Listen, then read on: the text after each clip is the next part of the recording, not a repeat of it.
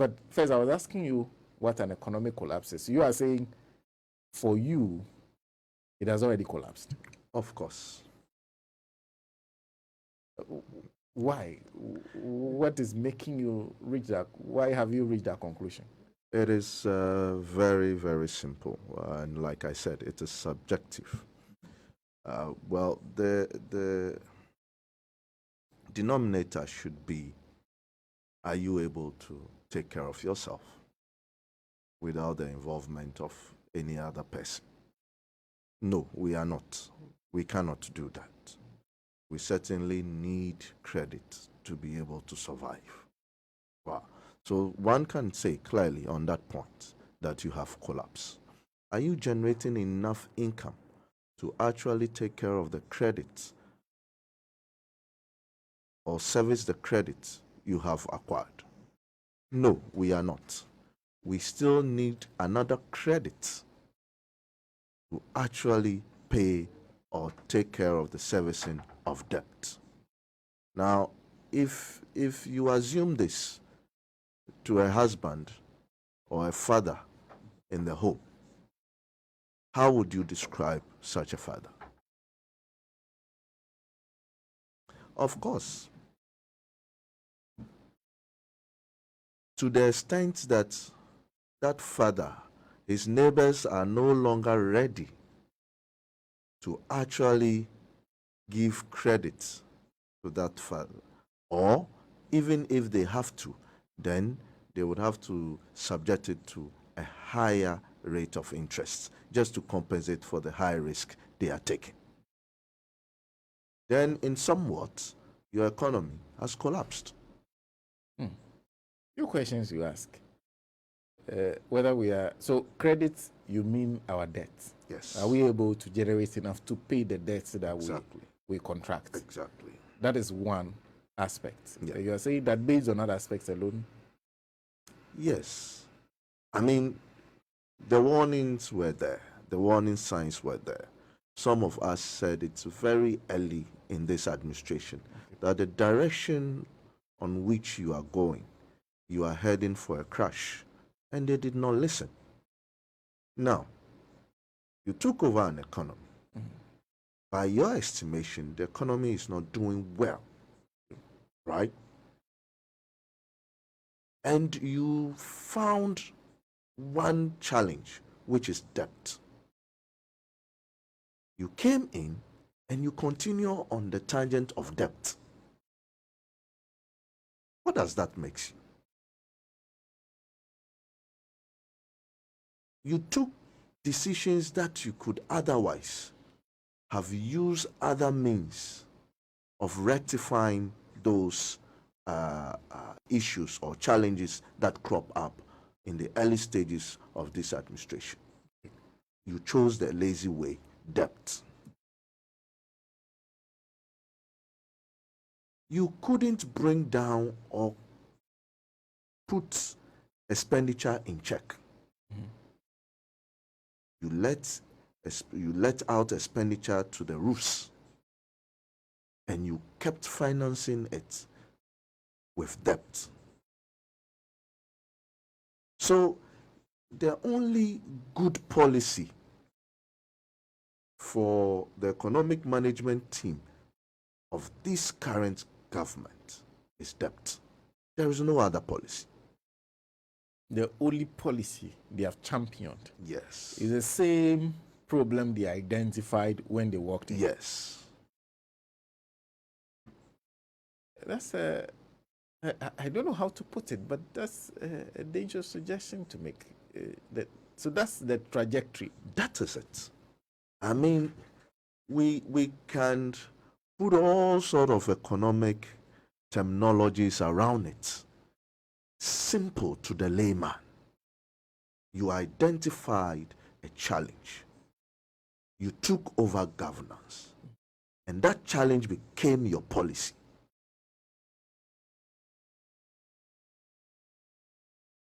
What kind of economic tells you that debt is the only way out?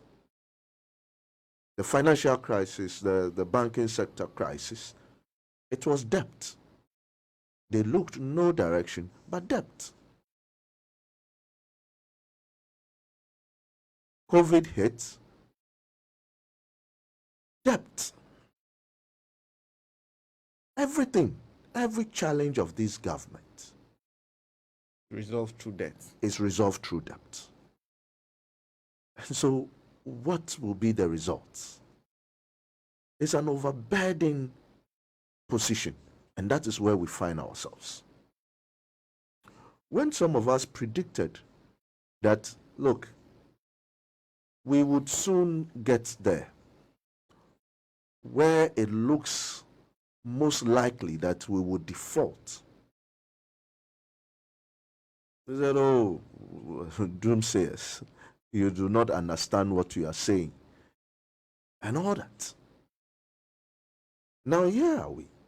You see, what the finance minister and perhaps the leader of the economic management team, Dr. Baumia, must understand that you cannot measure money. You cannot measure money. You cannot measure money. No. And what do you mean by that? Right. Sena, if you have a pen with you, that is a commodity. I have a phone here. If I'm interested in your pen, right, and you are also interested in my phone, we can exchange. Isn't it the case? We can have it exchanged. Yeah. Is there anything called money? No. There is nothing.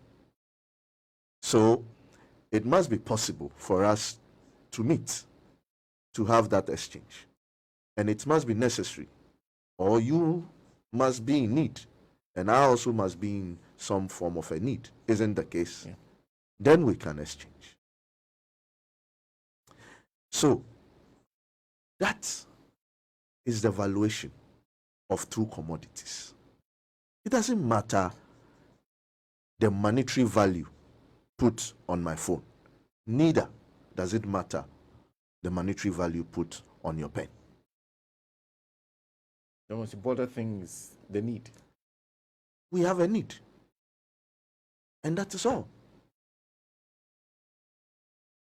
So it is time that people who claim to be doctors of economics must understand what really economics is all about.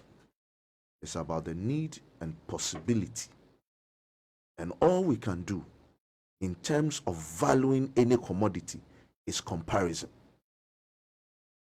How we are able to compare the values of what we need and the possibility of having it exchanged for something else.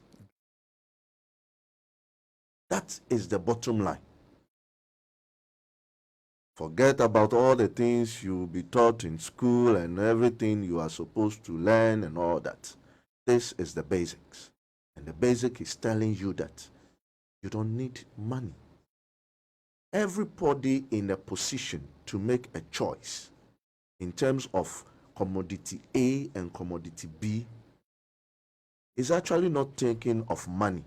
What that person is thinking is the valuation of whatever commodity he has in front of him. Okay.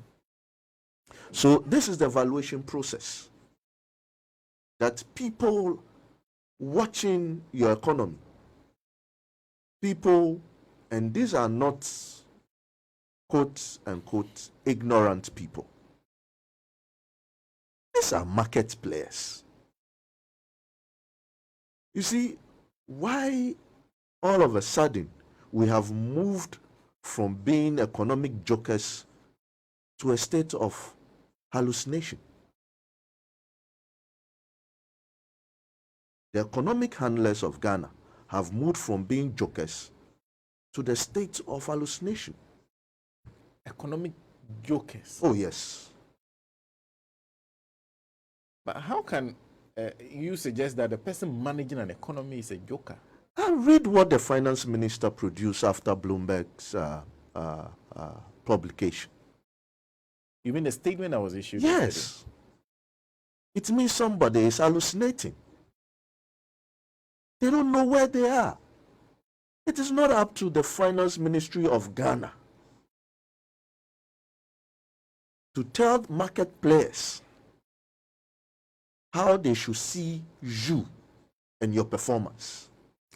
But is it not also important that if a story is not being told, because if somebody tells something about your situation and the person doesn't paint the right picture, it can influence how others see you. Well, the picture was not painted by anybody but you, the same finance minister and ministry.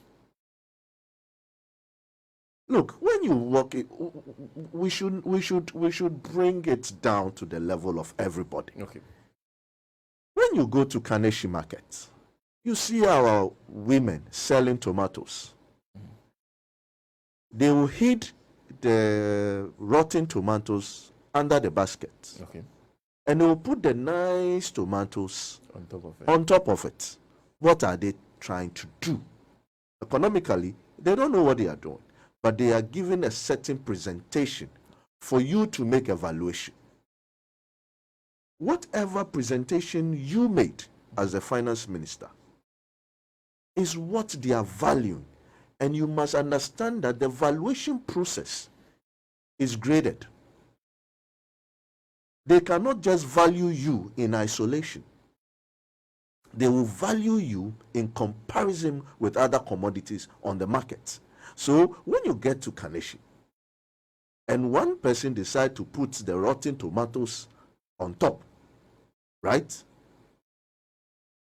And then the other put the fine tomatoes rather on top. Perhaps the one with the nice tomatoes on top has the most rotten tomatoes, but yet he will attract what? The best of customers. Yeah. What did you put out? Your output is what is there for each and every one of us to see. Okay. And you cannot participate in that subjective valuation of your performance. You cannot. And you cannot also try to manipulate that process. Is the finance ministry or the finance minister telling the people on the market that they don't know how to do their own valuations? What necessitated some few years back the same Fitch and S&P grading you higher to B+.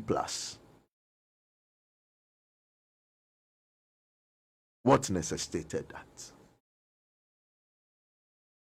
Now you see, the poverty of it is that you can lie to yourself and keep saying that debt to GDP has improved. Meanwhile, your debt ratio to your capacity to regenerate revenue has deteriorated significantly. And when Fitch says long-term idea, it certainly means that you, the issuer, you can default. Your defaulting rate is now higher, comparing what you stand to generate and your financial or finance requirements currently, right? And is looking at already what you are able to generate. And he says that, look, if I look at what you are able to generate as income compared to what statutory and other obligations that already is on your head, and what you need to add to survive this budget in terms of finance gap, projecting it into the long term, it is most likely that you will default. Fitch has not said that Ghana has defaulted. Fitch has not said that your import cover has deteriorated. Now, what the finance minister did was to measure money. We are not in the business of measuring money.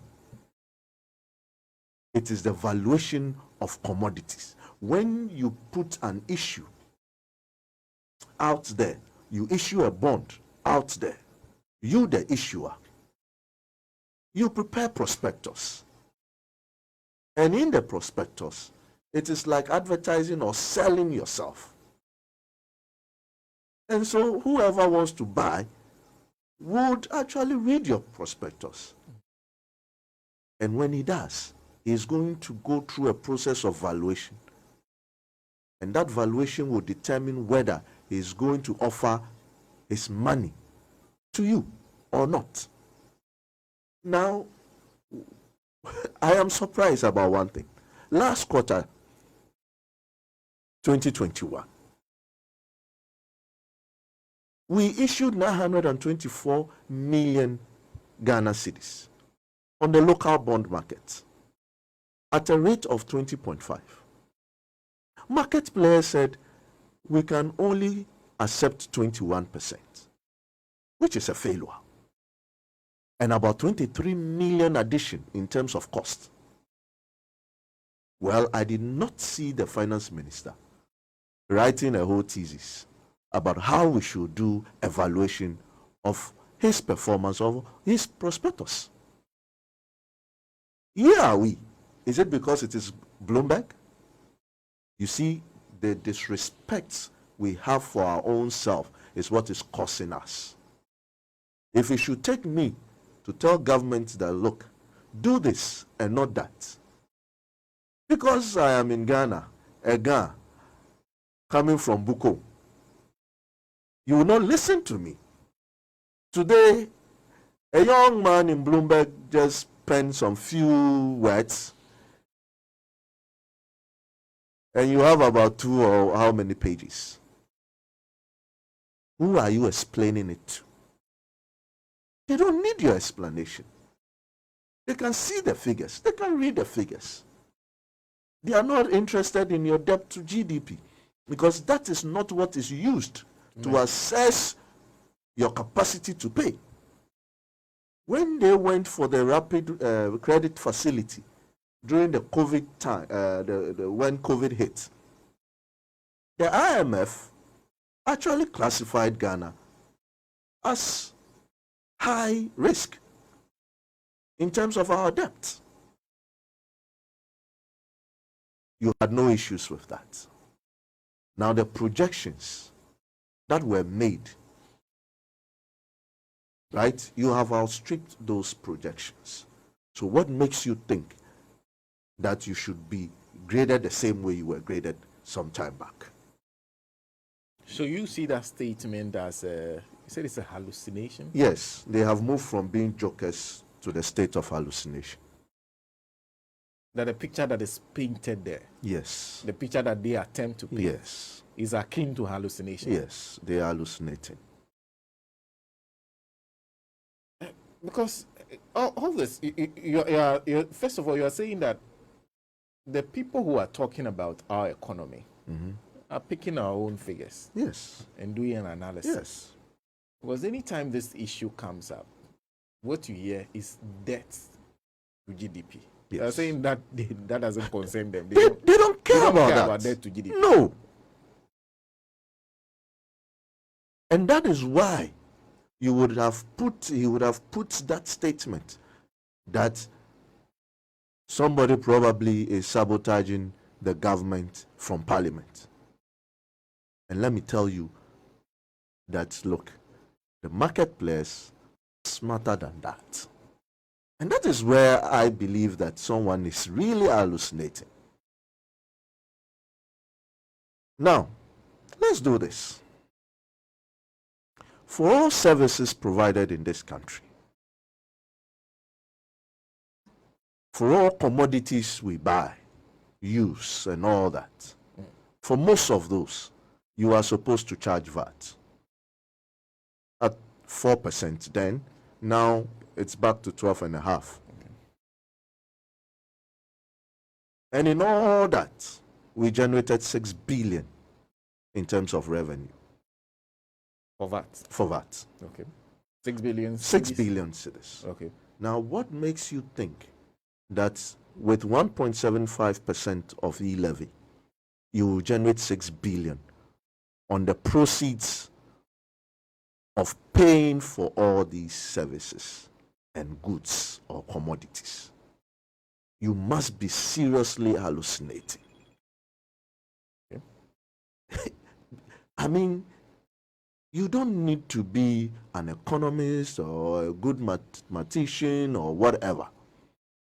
I'm saying you are charging 17.5 for services, for goods, then 4%. And you could only manage 6 billion. Now, to pay for that service or that commodity, if I am charged 1.75%, what computation makes you think that you can rake in 6 billion as revenue on that?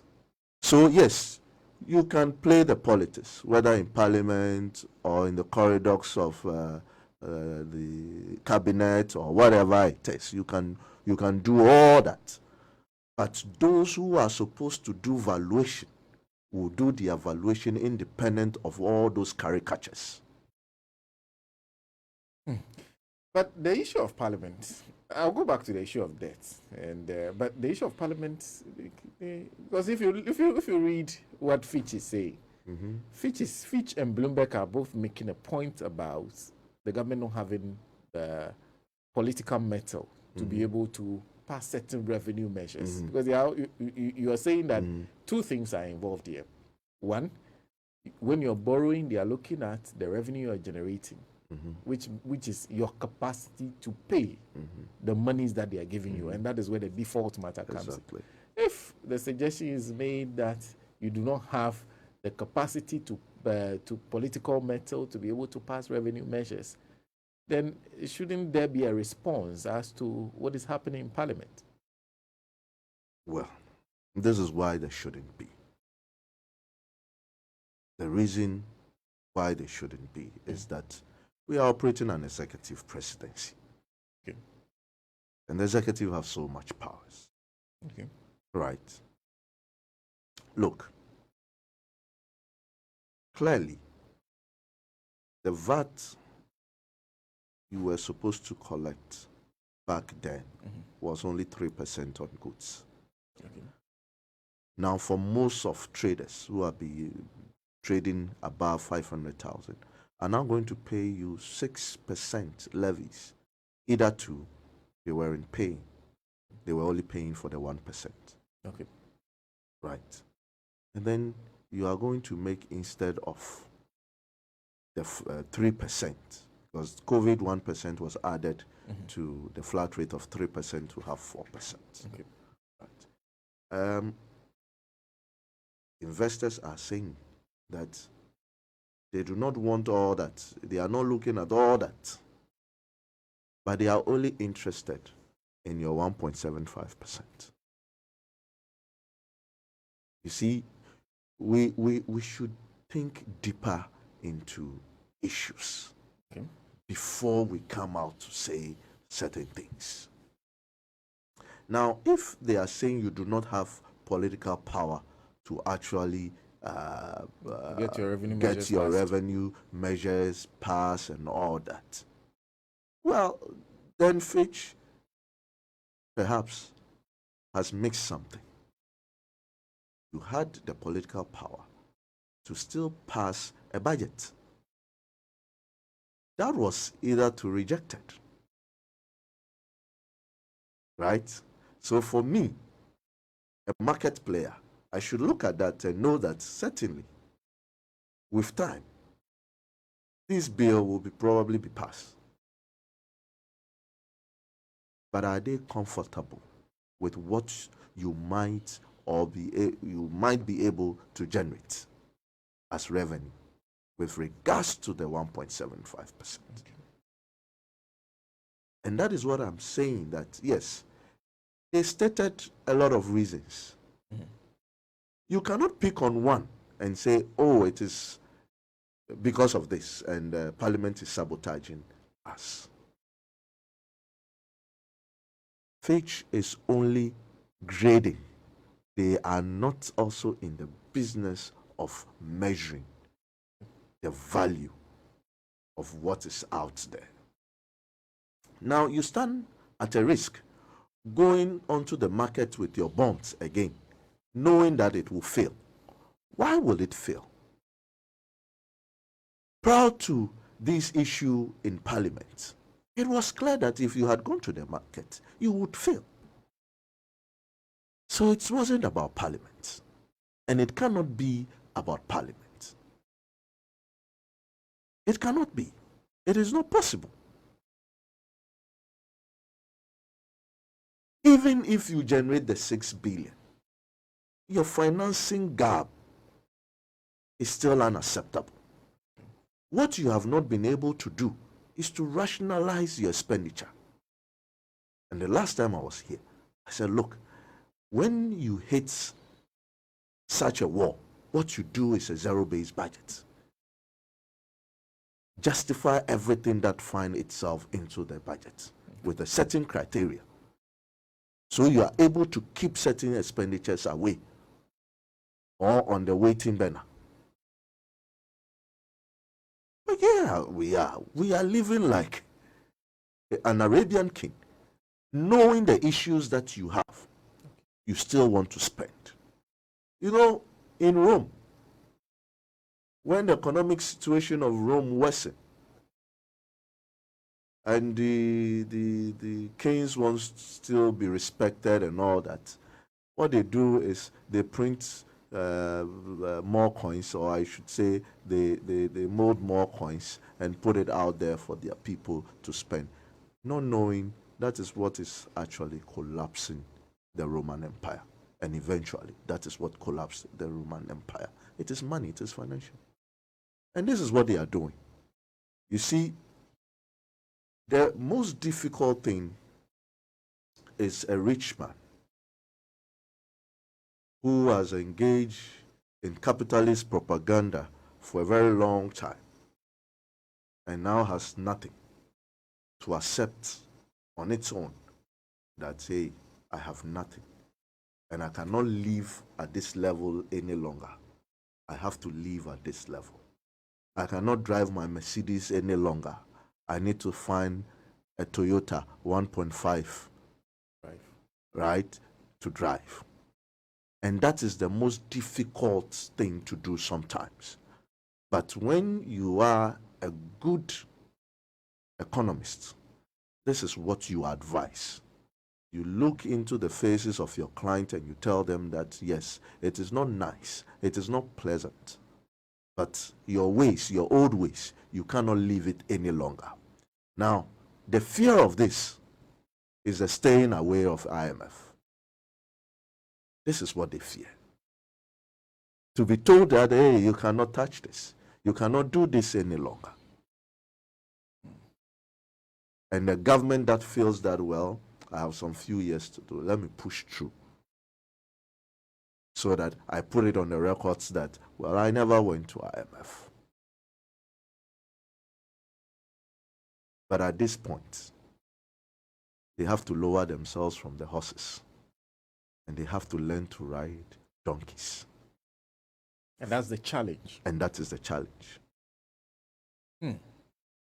So the real issue is not about the picture people are painting. It's about your own, you're saying that the government's own approach is what is causing this. Exactly. Let me go back to the issue of debt. You said they came and found a problem of debt. And they used debt to try to solve the same problem. Absolutely. But did they have any other way out? Because you said that was not the only way. That was not the only way.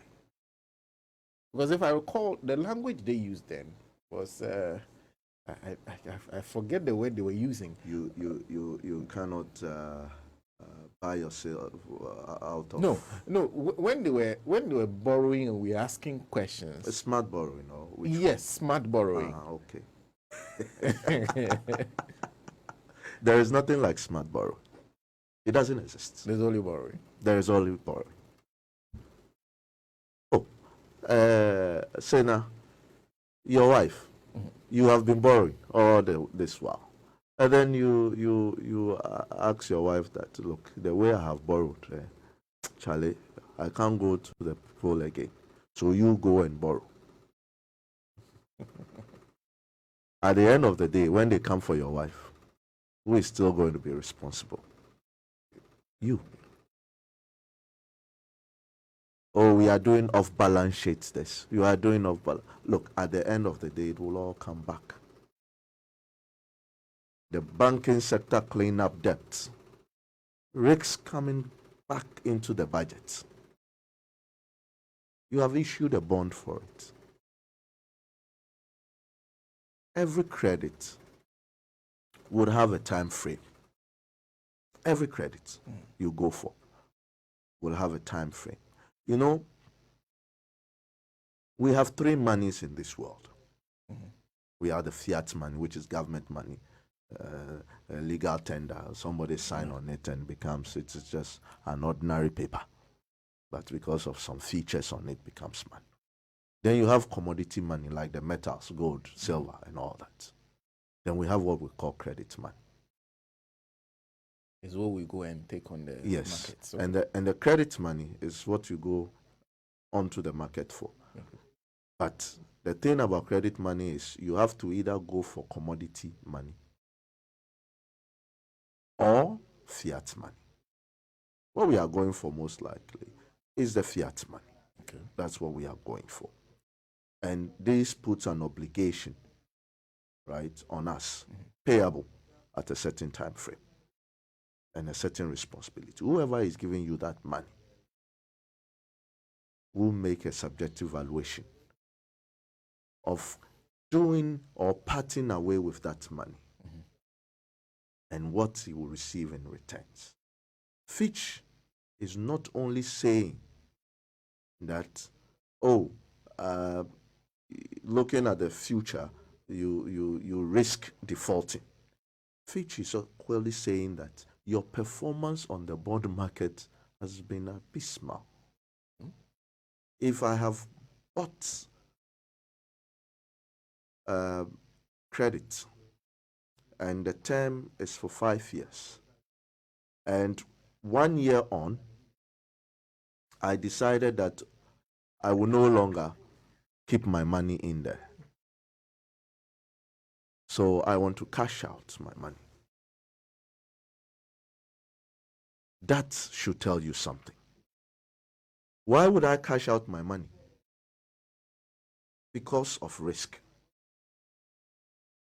So credit money should be credit money only if it lives for its full tenure.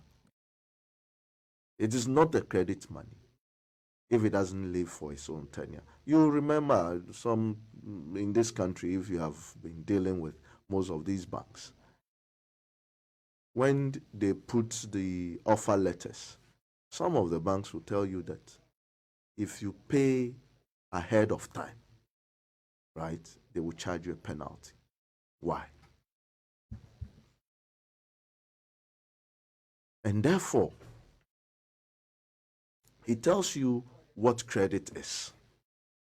It must necessarily be an obligation on you, and it must be on demand at a certain time frame. Now, if I should buy a bond government have issued, and it is 5 years bond, and 6 months into that bond, I said, I'm selling the bond. Give me my money back. And nobody is interested in picking up what I am selling. Okay. Then your rates will start going up. And that is more costs to you. That is what Fitch is saying that the performance of your bond is equally not encouraging. So the performance of your bond is not credit money. It is no longer meeting the criteria of a credit man. And that is the reason why they are saying that it is not. That is their grading. But at the end and the bottom line is the market player who is going to do a valuation. And the valuation is done by comparison. He or she will compare it to other commodities on the market. And if yours is not performing, like the tomatoes analysis I gave, then of course you should expect nothing but a failed credit money. And that is the bottom line. Nothing so untoward has been done in all the things that are going on. In fact, it could be possible that Fitch is even being charitable with its ratings. Okay. For me, this is what I think. Fitch, S&P and all those guys, they are even being charitable with their ratings. Okay. Because, look, we are not in this alone. The Zambians have their issues. Other countries, Nigeria and all those guys, they all have their issues. Have they been downgraded? It is your ability to raise revenue. And you do not have any ability whatsoever apart from tax revenue. And they are telling you that, looking at your position and everything you have, even if you go through the e-levy, you are not able to bring in other tax revenue. If even the 1.75% is being fought this way, then you can imagine. But what everyone should realize, that it is not only about those parliamentarians kicking against it. It is about Ghanaians kicking against it. Are you saying Ghanaians are happy about the 1.75%? And that is why I say that Fitch probably is doing even us a favor. Because if you come down and listen to the sentiment of ordinary Ghanaians, then you will realize that even if it is allowed to go through, there will be a huge contraction in that direction, and the target will not be met. The target already, even if it is met, still has a huge financing gap to be financed through debt. So the only thing we are left to do is to be honest to ourselves and say, look, let's look at our expenditure again. Let's rationalize these expenditures. Let's bring it down to comfortable areas in terms of financing gap. And let's bring some credibility to the budget and our capacity to raise revenue. That is the bottom line. If you go to IMF, they have no magic but to tell you what I'm telling you. Rationalize your expenditure. That's all. You say it has to be a zero-sum budget. It's a zero-based budget. Zero-based. So where everything that goes into the budget must be justified. Okay. And the justification is a process of saying that, okay, this will give us these returns. Okay. If this is not able to give us these returns, put it on the back burner. So the only things that you see in the budget from the very onset, perhaps the statutory payments, you're looking at the debt servicing. Exactly. And then you are looking at emoluments. Yes. Things that are really, really necessary. You can't keep spending at the level you spent in 2021 just for COVID. Meanwhile, your 1% COVID, how much did you raise? How much did you raise? Because there are even questions about. I had Honorable Minta Kando here, who is one member on the health committee, who is even raising questions about the expenditures that are being accounted for now, you're talking about money spent on face masks in 9 months. Yes. If these are the issues that we have to deal with, it's assumed government bought us all face masks and sanitizers, all 25 million. If you look at the expenditure of 30 million people, if the expenditure should be spread across us, you will see how much you have consumed as Sena. You are in the millions just for one physical year. So there is something certainly wrong with expenditure. And it isn't about Fitch. We just need to have a very honest conversation about how this country is being run. You cannot purport to know it all, and therefore you disengage. I was just, but when I read the finance minister's statement, he even talked about the fact that they have been rationalizing expenditure. In what way and form? In what way and form? Look, again, I would go back to what they presented to the IMF during the first quarter 2020. They drop expenditure about 8 billion, if my memory serves me right.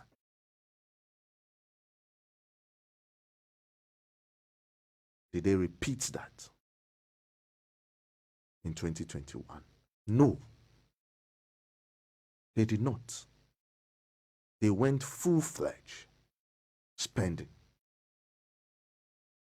thinking that the high expenditure then will propel growth. Now let's ask ourselves, why did we not achieve a certain level of growth, although we spent so much? One major reason: corruption and the killing of competition. Mr. A was doing a certain contract at a certain value. All of a sudden, it is taken away from him and given to Mr. B. Your business you are doing, government says that, look, you have a marginal space of 30%. I want you to give me about 12 to 16% of it. How will you buy new machinery? How will you expand? How will you employ new people? So you see, when we are joking with policies, we shouldn't forget the real effect of policy on the economy. Because back to that statement again, the suggestion is that, well, and this matter of debt GDP goes back, because they were saying that we're doing quite well until COVID. And you know the suggestion that they've made for some time now, since COVID hit, all our problems has been due to COVID. That is the main challenge, that we are in this situation because of COVID. You are saying that cannot be it? It cannot be. Because they're talking about the fact that revenue. Look, you knew COVID. You revised your budget. You got your target in terms of revenues. Okay. Right? And then you overspend. Is it COVID? You knew COVID has hit when you presented the revised budget. You were aware of what it takes. And so why blame COVID? I just don't get it. Then you are a bad manager of the economy, and you must accept that. And if you have any shame, you would have put in a resignation. Look, what we cannot say in this country It's simple. We have an incompetent finance minister. Incompetent. Yes, who must be out of that office long ago. He has no business where he is. We are not running mutual funds. So running an economy is not like running mutual funds, where you take people's money and you just place them and give them returns. That is not what we are doing here. Running an economy, it's a serious business. Is that what you suggest he's been doing? Oh, that's what he's been doing. What else? Taking people's money, giving them returns.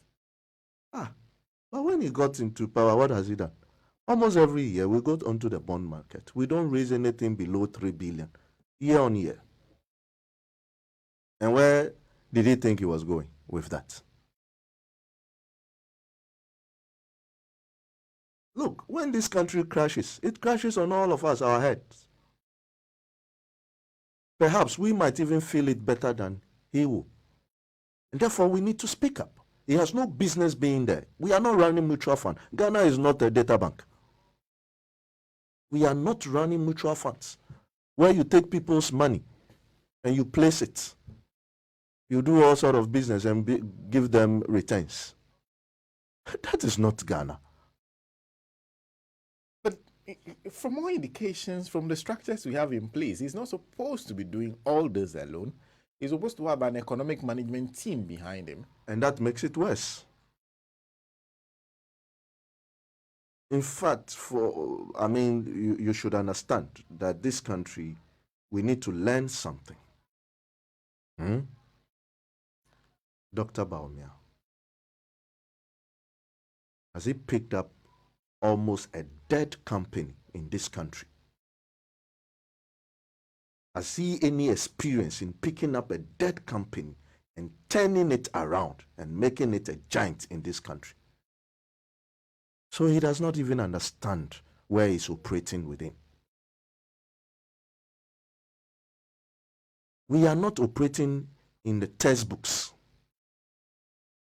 We are operating in an economy that has financial and economic history that needs a close accounting-based observation of demand and supply and how things respond and react to figures.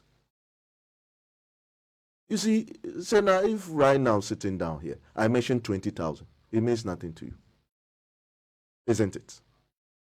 But the moment I say, oh, coming to Radio Gold, the 20,000 cedis fell off my pocket and I cannot find it. Now you react to it. It is those reactions of the figures that has to be monitored, which he cannot do because he has never rolled up his sleeves. Do you know what it takes to manage almost a dead company in this country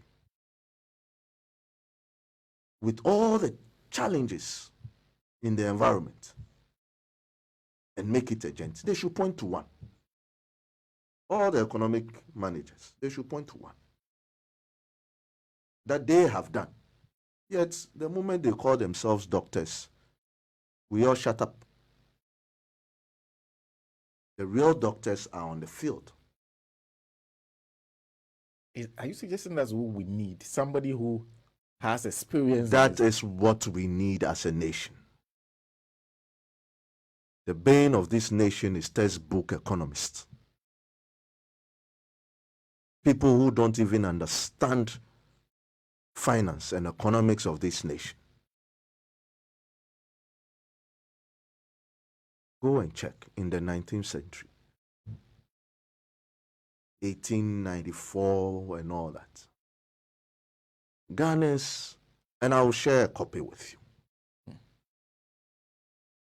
Ghana's economy was not run on gold. It was run on palm oil, palm kernel. Palm oil, palm kernel. Palm kernel. That was giving us the biggest of our revenues. It wasn't gold. What we need right now is not tax revenue lines. You need people who can think out of the box,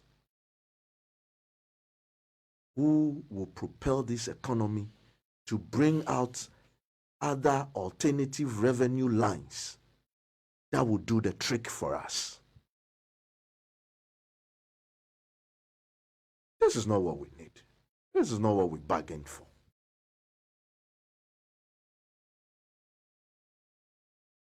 You shouted debt, debt, debt into power. And you got into power. And all you did was to acquire debt, debt, debt. And you say, I should, what, clap for you? You've done so well. When we are talking of a valuation of a commodity, which is your performance, you are talking of reserves that you have. We are not in the business of measuring money. Out there is a subjective measure of your value.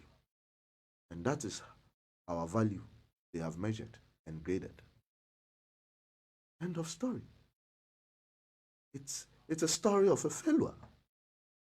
And we cannot say it any other way.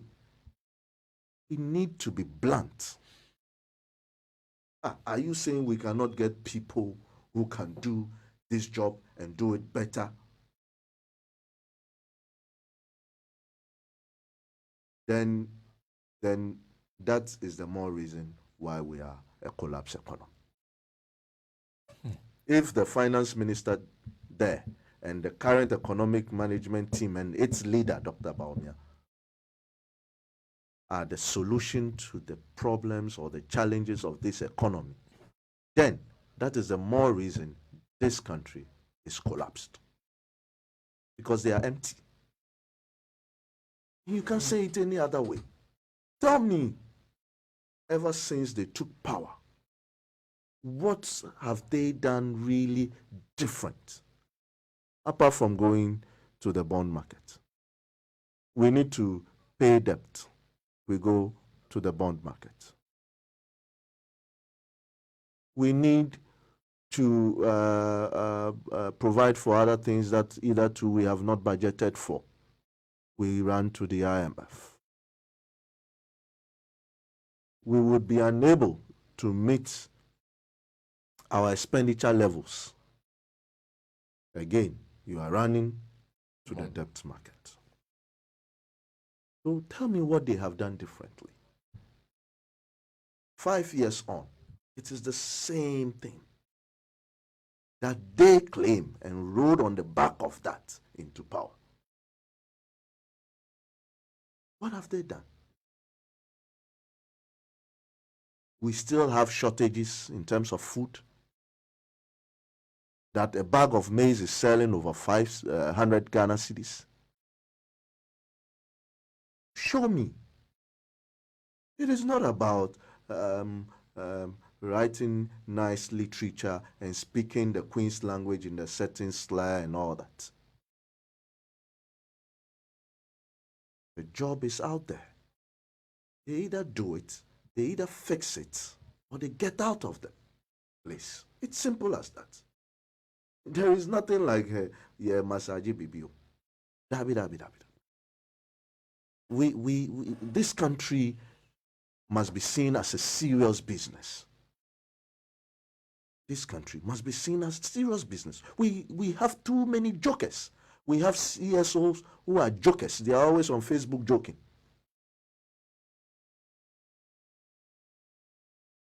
We have economic writers who are completely jokers. And then you have the economic handlers who have moved from being jokers to the state of hallucination. Where are we going with this? And we cannot talk because you will be sabotaged if you talk, or what? There are people who have been in business for so many years. Take time, sit with them. and let them tell you what they are going through.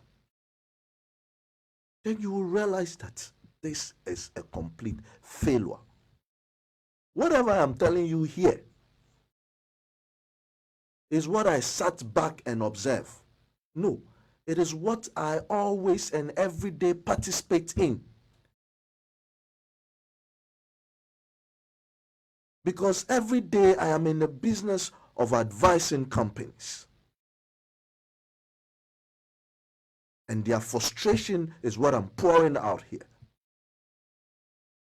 Don't tell me September economy. Who is that? September economist. The economy is dead.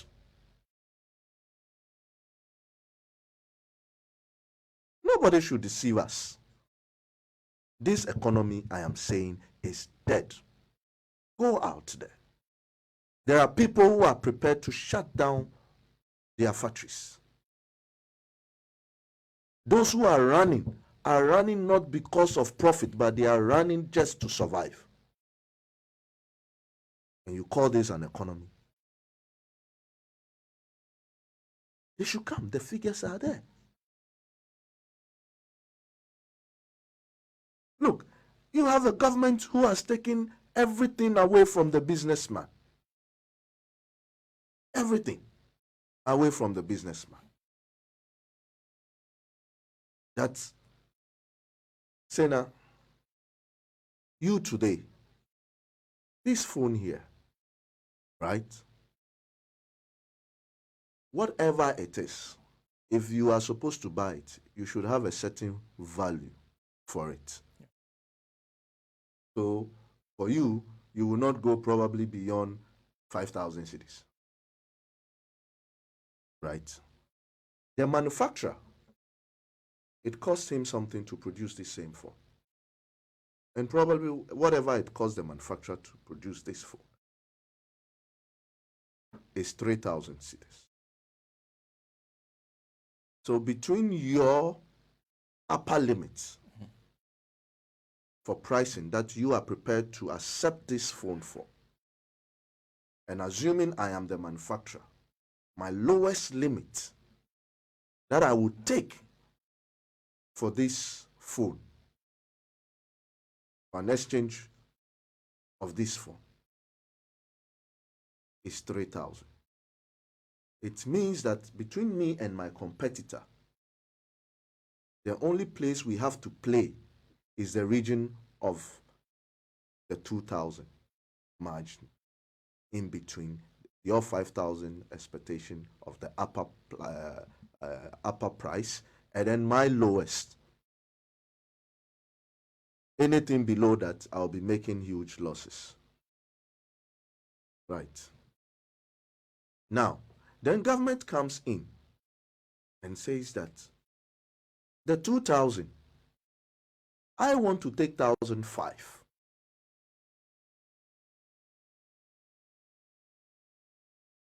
With its tax policies. So government takes 1,005 cedis. I left to 500. To compete. So for instance, I have the ability to produce more goods and offer it for less profits. Right? Now, I have to sell it at most, or at minimum, my 3,000 recovery, 1,000 plus 1,500, making it 4,500.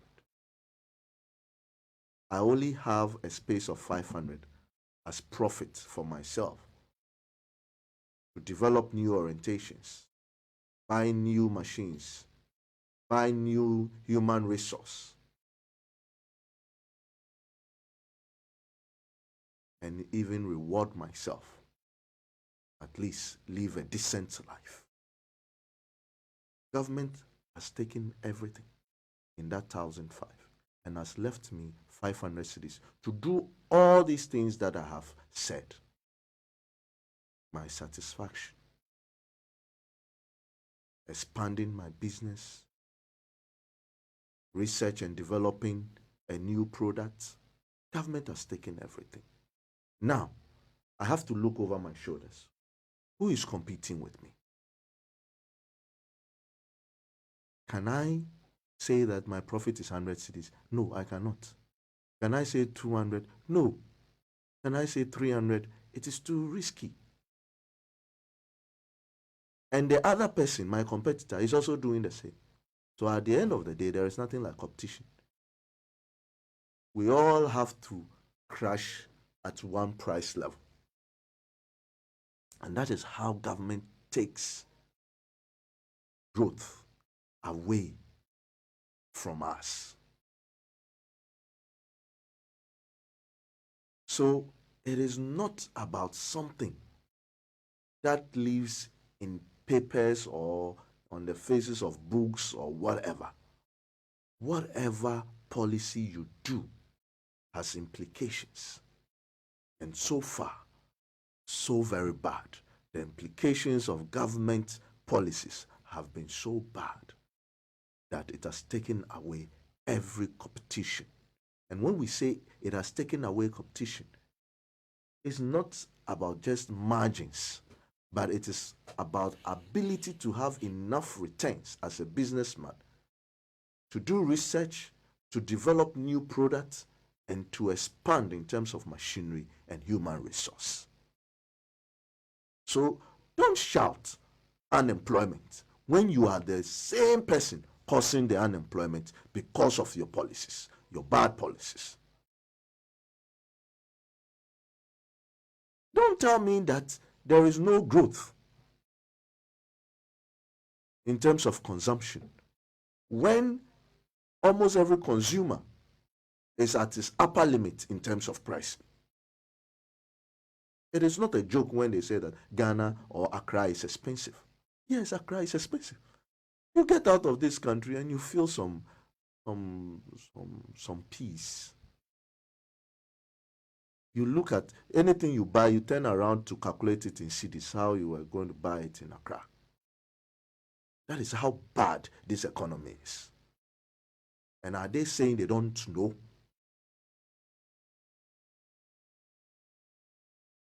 Anyway. Well, if you just join us, we're having a conversation with Nii Yarboi Annan, who is a financial analyst, on the state of the economy. Yes, listening to you, but I just wanted to bring in something because you just talk about policies and their impact. I know you are not in the.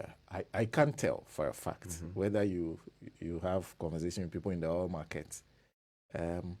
Is it the same thing that's happening? Because it looks like it said deregulation was supposed to enhance competition, but now if you look at the pricing, the margins are getting very close to each other. And sometimes you know that there's also quality. That's one factor. The quality you get with one brand is not the same quality you get with another brand. And that may be making for perhaps one brand being a little cheaper than the other. But if you're measuring, you're looking at the same thing. Is it the same issue? It's the same issue. Coupled with the bad management of the currency. Look, like I have just explained, government taxes and levies alone is taking about 40% share of the pricing of oil, fuel or gasoline and all that. So you cannot even compete between the bad, right? Those who are selling probably bad fuel or bringing in bad fuel, and those who have quality fuel. If I have quality, I'm bringing in quality fuel. I should be able to say that, well, I'm bringing in good quality fuel, so therefore I can push my prices up a bit. Okay. You don't have that space, that marginal space. It's no longer there. So at the end of the day, quality, poor quality, they are all at the same price. That is the effect of what we are saying. Now, we must also understand that there is something we call the real effective rates of your currency. Real effective rates of your currency. You see, one of the major issues we are facing today in terms of our oil marketing issues and all that, it is because of the exchange rates. If I'm doing business and that business is indexed on the dollar, right? And within a day or two, the dollar can significantly fluctuate. It means, therefore, that I have to ensure that I protect myself. So what do? I project a rate. I said, yes, the dollar is 6.5, but I'll take 7.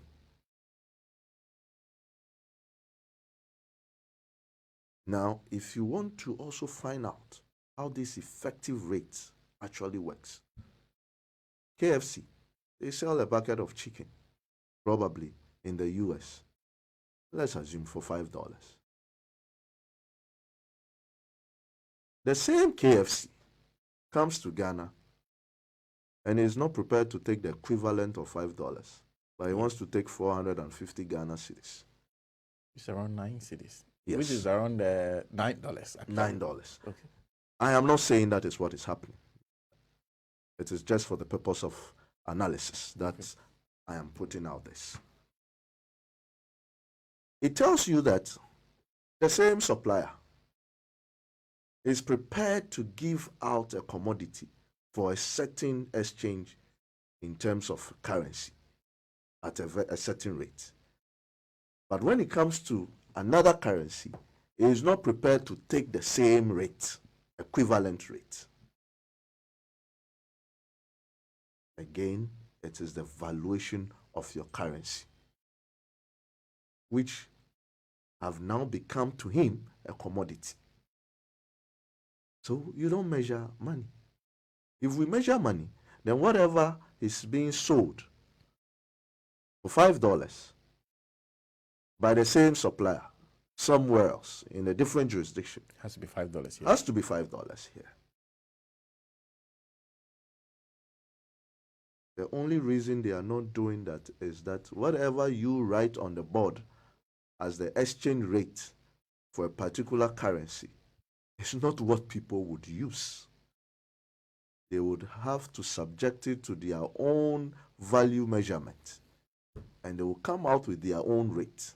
So in the oil business, the players there equally are doing same. I have to have full recovery so that I can stay in business. My margins are so little, and taxes and levies have taken almost everything. You have the currency to deal with. And then you have the currency to deal with. Now, why is Togo selling fuel cheaper? If we are all buying from the same source, in dollar terms, we are selling around 1.121. Togo is selling at 0.863. Why? If we are all buying from the same destination, it means that our transportation costs will basically be the same. The cost of the fuel will almost be the same. So why are we selling it at a higher price? Because we have mismanaged ourselves so much that the most lazy way to collect tax in certain volumes is to put it on fuel. Wow. That is all. Whatever suffering we are going through, it is not creation by some mystical powers. It is creation by our own self. And it cannot be solved by anybody else apart from us. But what you need to solve it is very honest people and very competent people. And that is not what we have. So, first thing to do, get rid of the group that's currently running it. Yes. That doesn't sound possible. The vice president is the vice president, is chairperson of the economic management team. The finance minister, even when he was sick, the position was waiting for him. So it doesn't look like it's a position they will take away from him. If eventually they have to pay the price for it. they or we have to pay? Because they don't seem in the mood to. Well, whether we like it or not, we are already paying the price for it. We are paying the price for a bad decision, aren't we? Hmm. Look, sometimes it is sad when people say, oh, we have managed things better compared to the. What are they comparing? Around 2013, 2014, fuel prices went so high. Crude oil prices went so high to about 104 a barrel. And it dropped significantly, I think around 2015 to 2016, to the lowest of about $30 a barrel. Under this era, this government, the highest we have is around $83 a barrel. Yet the lowest we descended to is $16 a barrel. So compare the two. And tell me why we are not selling fuel almost at the same levels in terms of price back then. The only thing is mismanagement.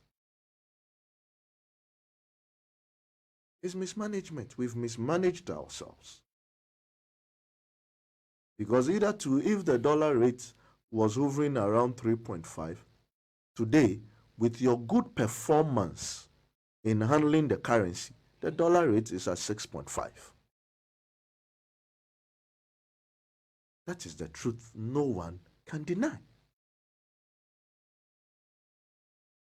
You can put capitalist propaganda around it and say, oh, percentage and blah, blah, blah, blah. What is the effect of that percentage? And how am I reacting to that?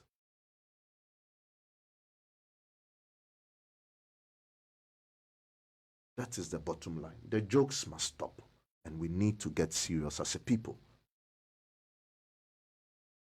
Everything you see, high fuel price, high prices of commodities, agricultural produce, the pricing of it going so high, it is all dependent on government policies.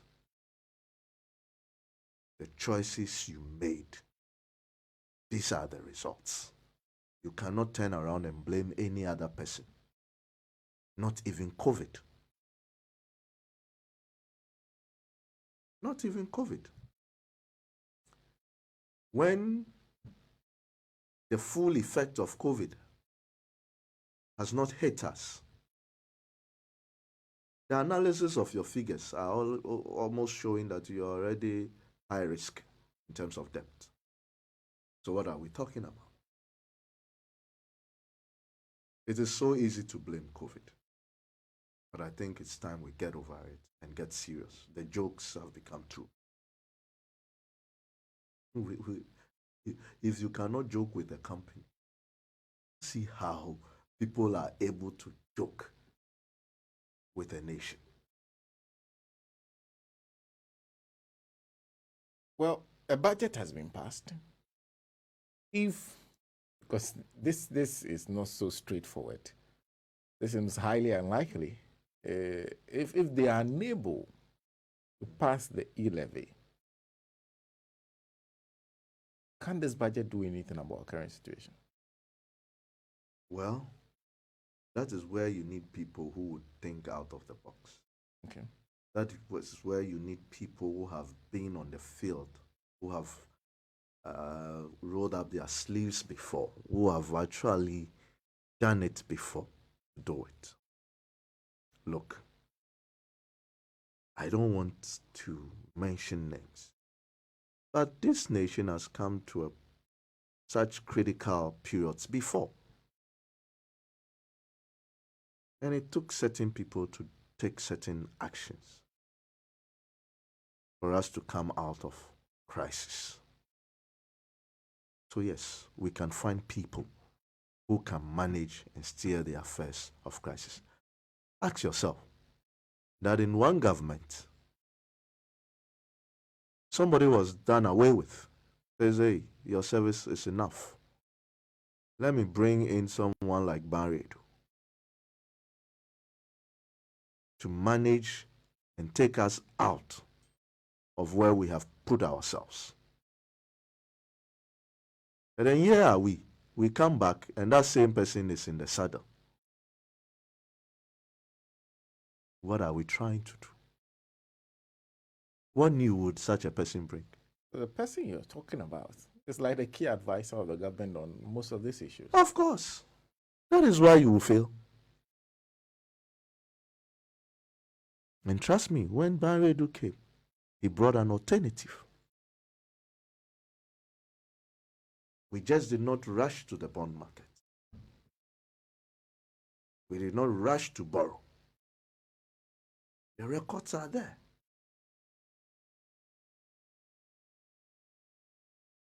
Would IMFs do us good? Oh, yes. Credibility-wise. Yes. But if all we need is credibility, but aside that, you're saying that the best thing to do, what we really need to do, is to be ready to take a second look at our expenditures, cut them drastically. There are those who are saying, well, we're not seeing that with even the people who are in power. Even the kind of cars you're riding tells you we don't have a problem. The jet the president wants to fly tells you we don't have a problem. We're just talking about the purchase of face masks, COVID, and the kind of decisions we are making. The president is cutting ground for STEM schools, which are not critical at this moment. The president is breaking ground for 111 hospitals that they say they will construct in the midst of all difficulties. It is appetite.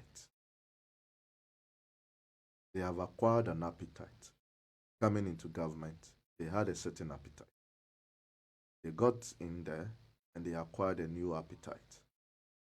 They are not ready to let go of that appetite.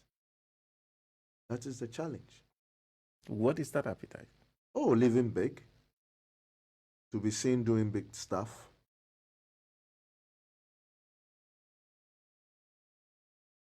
Living like the Queen of England.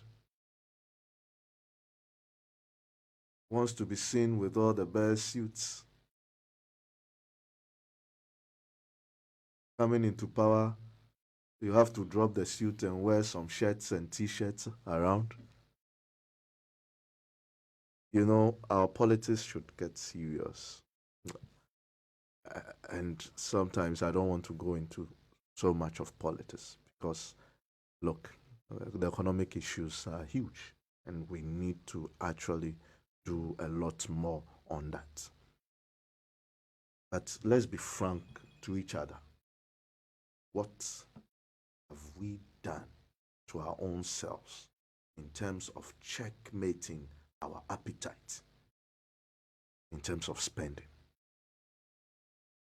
We have gotten used to it. From 88 billion to 97 billion to over 100 billion expenditure. When your tax revenue cannot cover 50% of your expenditure. Let me just, maybe a few contemporary issues. I want to take your view.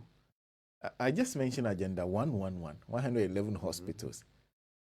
Can it be built with our current circumstance? Well, it can be built, and that is the appetite. If government is willing to do it, well, they will do it. They'll find a way of They'll doing find a way of doing it. But trust me, it will come at a cost. And that cost, me and you, we will feel it.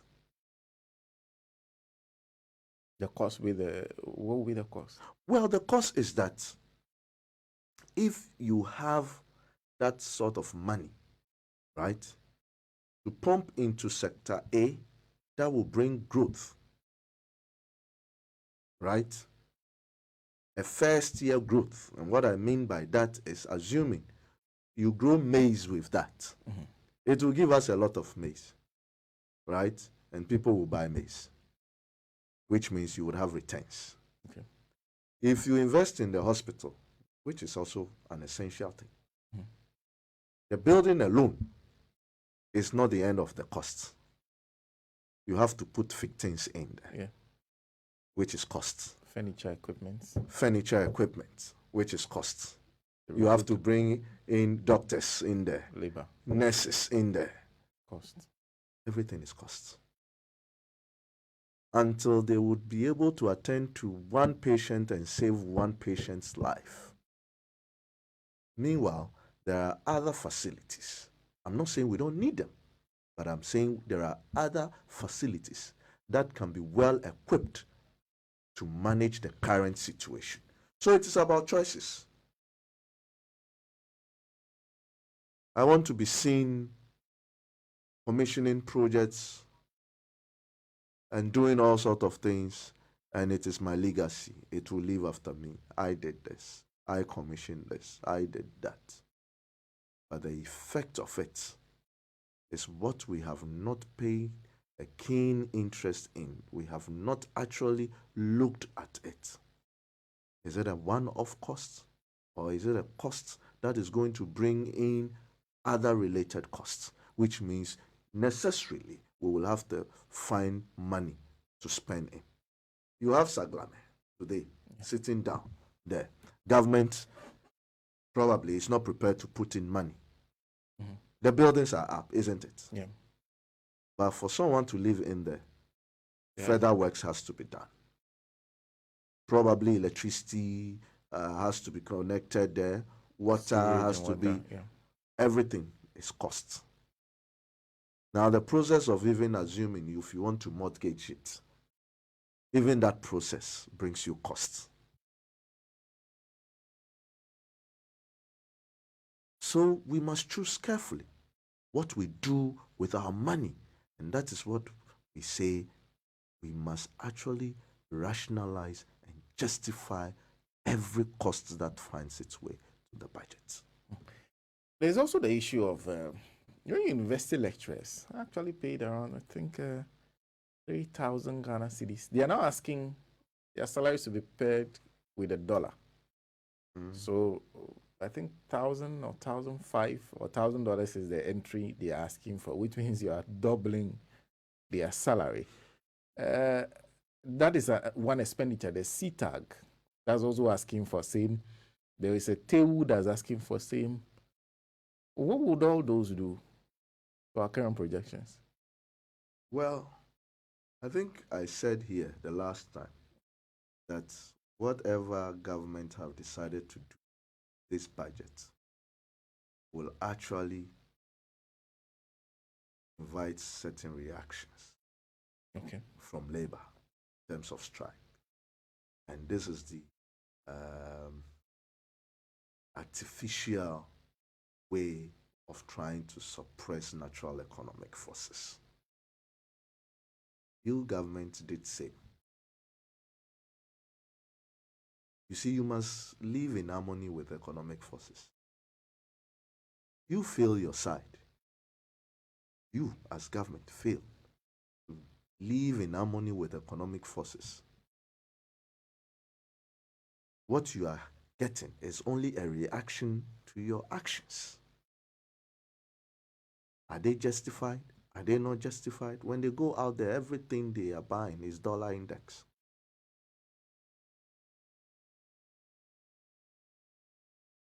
The laptop they need to develop themselves is dollar index. The books they need to read is dollar index. Tell me what? The food they are eating now is dollar index. When you have failed to make sure that we have stable prices in terms of our agricultural produce, you are telling me that, oh, it is wrong for somebody to import a pizza and eat. When in fact, it will cost me less to eat a pizza than to go to the corner and buy banku and one wele.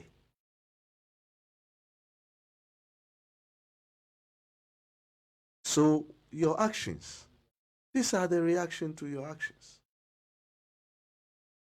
You cannot cheat. These are natural forces. You cannot cheat it.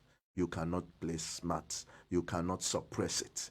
You must only live in harmony with such natural economic forces. That is the bottom line. So yes, teachers will ask. Nurses will follow, doctors will follow. Oh yes. You just wait. And this is how it works. You will give in to one, or you sit at the table with one, and the rest will follow.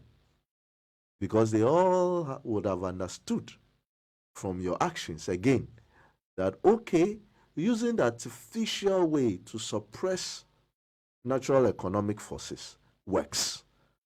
So others will follow.